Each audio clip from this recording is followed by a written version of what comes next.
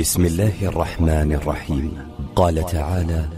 ومن أحسن قولا ممن دعا إلى الله وعمل صالحا وقال إنني من المسلمين. اور اس روزے کی فضیلت کیا ہے؟ اس کی فضیلت کے اندر یہ حدیث ہے کہ اس کے ذریعے سے اللہ تبارک و تعالی 1 سال کے گناہوں کو معاف کر دیتا ہے. جیسا کہ ابو قتادہ رضی اللہ تعالیٰ عنہ کی حدیث ہے کہ رسول اللہ صلی اللہ علیہ وسلم سے عاشورے کے روزے سے متعلق سوال کیا گیا تو آپ صلی اللہ علیہ وسلم نے فرمایا کہ وَصِيَامُ يَوْمِ عَاشُورَا أَحْتَسِبُ عَلَى اللَّهِ أَن يُكَفِّرَ السَّنَةَ الَّتِي قَبْلَهُ کہ عاشورے کے روزے سے متعلق مجھے اللہ تبارک و تعالیٰ کی ذات سے یہ امید ہے کہ اس کے ذریعے اللہ تبارک و تعالیٰ 1 سال کے گناہوں کو مٹا دے گا. اسی طریقے سے اس کی دوسری فضیلت یہ ہے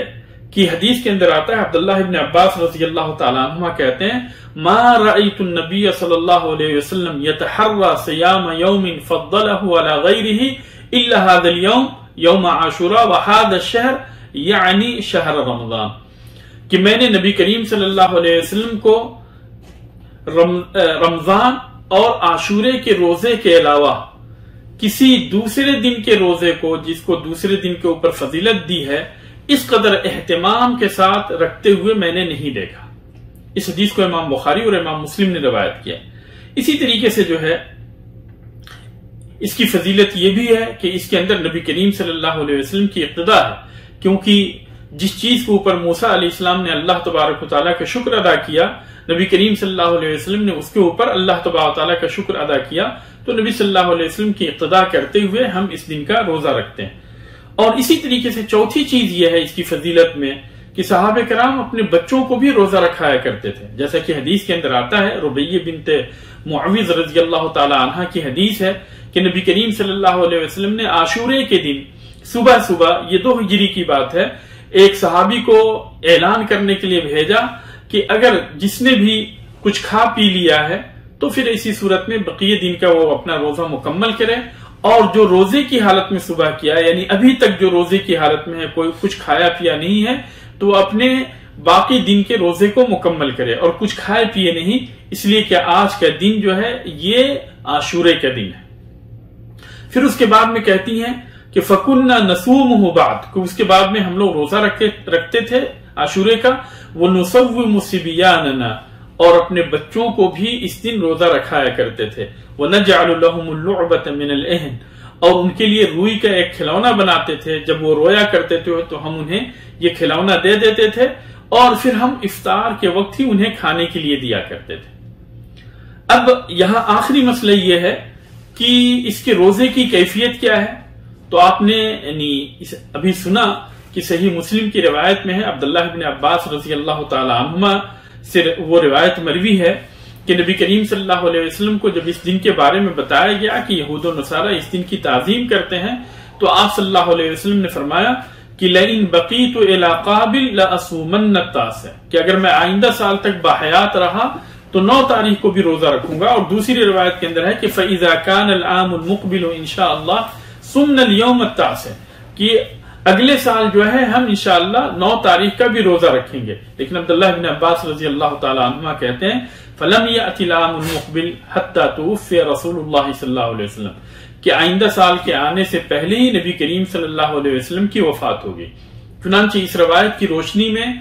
افضل یہ ہے کہ بندہ 9 محرم اور 10 محرم کو روزہ رکھے تاکہ اس کے ذریعے سے یہودیوں کی مخالفت بھی ہو. تو اس لیے جو ہے 9 اور 10 کا روزہ رکھے، یہ سب سے افضل ہے. اگر 9 کا روزہ نہیں رکھ سکے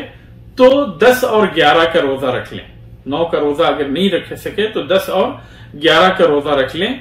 یہ بہتر ہے. اور اگر جو ہے 9 اور 11 کا روزہ نہیں رکھ سکے تو 10 تاریخ کا بھی روزہ اگر رکھ لیتے ہیں تو اس میں بھی کوئی حرج کی بات نہیں. لیکن بہتر یہ ہے کہ بندہ جو ہے 9 اور 10 تاریخ کا روزہ رکھے جس کا کہ نبی کریم صلی اللہ علیہ وسلم نے ارادہ کیا. اسی طریقے سے جو ہے اگر عاشورہ کا روزہ کبھی کبھار ایسا بھی ہوتا ہے کہ جمعے کے دن یا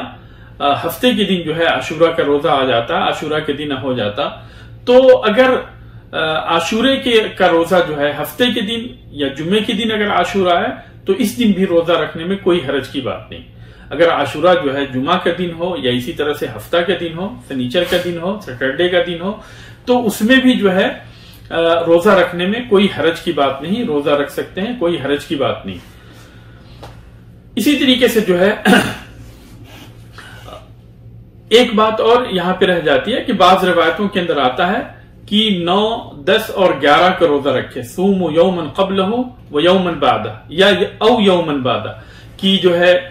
9، 10 اور 11 کا روزہ رکھیں، یا 9، 10 یا 10، 11 کا روزہ رکھیں۔ تو چونکہ نبی کریم صلی اللہ علیہ وسلم سے وہ روایت ثابت نہیں ہے، اس لیے صحیح مسلم کی جو روایت نبی کریم صلی اللہ علیہ وسلم سے ثابت ہے، اس کی روشنی میں جو ہے 9 اور 10 کا روزہ رکھنا یہ زیادہ بہتر ہے۔ اور اگر 9 کا روزہ نہیں رکھ سکے ہیں تو 10 اور 11 کا روزہ رکھیں۔ اللہ تبارک و تعالیٰ سے دعا ہے کہ اللہ تبارک و تعالیٰ ہمیں اس مہینے کے اندر زیادہ سے زیادہ روزہ رکھنے کی توفیق عطا فرمائے، کیونکہ یہ مہینہ جو ہے فضیلت والا مہینہ ہے، اور اس مہینے کے اندر خصوصی طور پہ روزہ رکھنے کی فضیلت کی بات نبی کریم صلی اللہ علیہ وسلم نے بیان کی ہے۔ اللہ تبارک و تعالیٰ سے دعا ہے کہ اللہ تبارک و تعالیٰ اس مہینے میں ہمیں زیادہ سے زیادہ روزہ رکھنے کی توفیق دے، اور خصوصی طور پہ 9 محرم اور 10 محرم کو روزہ رکھنے کی توفیق دے، جس کے ذریعے سے اللہ تبارک و تعالیٰ 1 سال کے گناہوں کو مٹا دیتا ہے۔ اللہ تبارک و تعالیٰ سے دعا ہے کہ اللہ تبارک و تعالیٰ ہمیں اپنے ان نیک بندوں میں سے بنائے جن کے پورے 1 سال کے گناہ عاشورے کے دن روزہ رکھنے سے مٹ جاتے ہیں۔ اللہ تبارک و تعالیٰ ہمیں جب تک اس دنیا کے اندر زندہ رکھے اسلام پہ زندہ رکھے، اور جب ہمیں وفات دے اسلام پہ وفات دے۔ آمین۔ وآخر دعوانا ان الحمد للہ رب العالمین۔